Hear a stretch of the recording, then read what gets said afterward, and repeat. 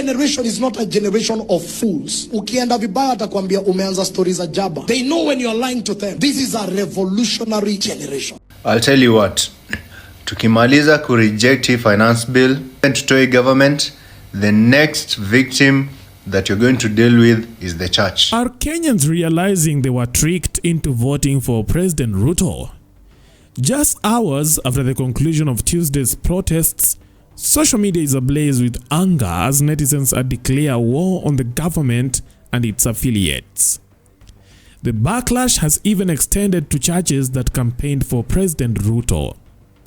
Many are now demanding apologies from certain pastors and threatening demonstrations outside these churches for misleading Kenyans into voting for Ruto. All triggered by the controversial finance bill. I'll tell you what. Tukimaliza ku reject finance bill and to government, the next victim that you're going to deal with is the church. Sababu huko njo all the politicians wanakubaliwa kwenda kudanganya wananchi.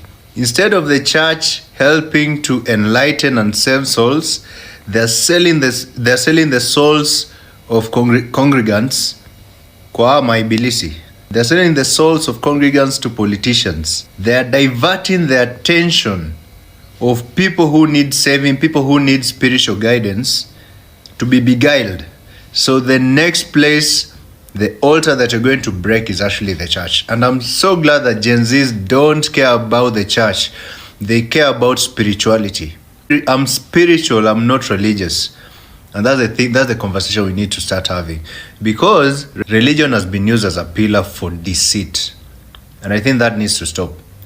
It's been used as a conduit for political deceit, and that needs to stop. During his campaign, President Ruto was embraced by the church, visiting congregations nationwide to promote unity and share his plans. He credited his election victory to the church's prayers. However, less than 2 years into his presidency, Ruto's true colors are being questioned as he imposes excessive taxes and exhibits behaviors that contradict the godly image he once projected outside there. So severe is the discontent that some clergymen have publicly criticized him, urging him to change his ways. But these warnings seem to fall on deaf ears. I want to address the president of this nation.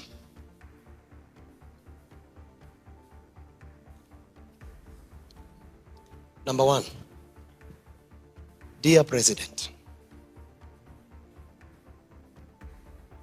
this is my letter to you. Part of the things that are in this letter is a discussion with a very senior man, my father-in-law.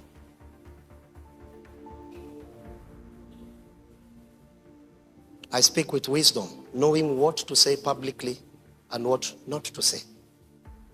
Number one, you are elected by the people of Kenya, specifically with all boldness, the body of Christ.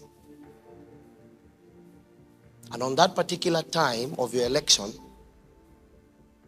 you are given a burden to carry. And on that burden, you are entrusted a nation.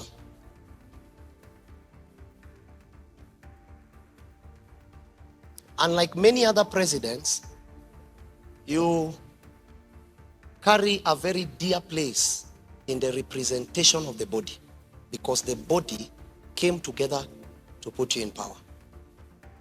It means anything you do reflects on the body. No matter how innocent the body is, we become part of the success or the failure. This has led many Kenyans to blame those who endorsed Ruto, including the church.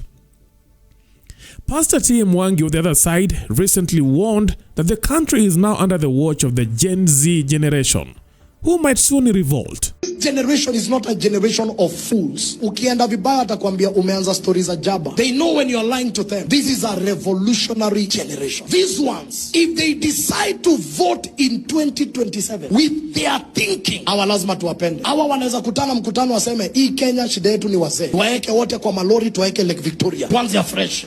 I tell you, that's how these people think. So wazee hao watu tusiwatreat vibaya, miaka inakuja wanaweza tuamulia. Generation Z, mimi miaka yenu msinipangie mabaya. They have radical thinking. They are revolutionary. They are calling themselves the disruptors. They are trying to challenge the systems and how things have been done.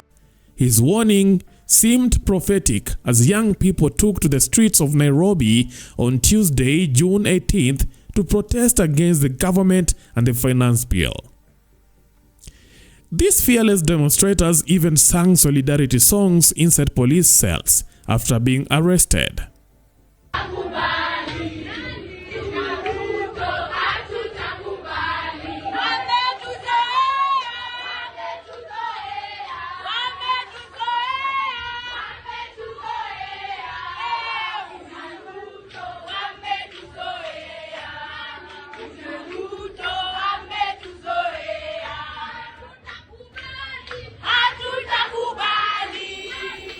This group now threatens to take over any church that supported Ruto or campaigned for him. One wrote on Twitter saying, "Either we receive an apology within 36 hours from Catholic leadership, or we all are going to attend Mass on Sunday at Family Basilica, Nairobi to demand for it, and remind Father Ndichu that churches are refuge places for all people." Well, do you think it's a good idea for the Gen Zs now to turn their eyes to the church? Leave your thoughts in the comment section. That is it for now. Thanks for watching. Let's meet next time. Bye-bye.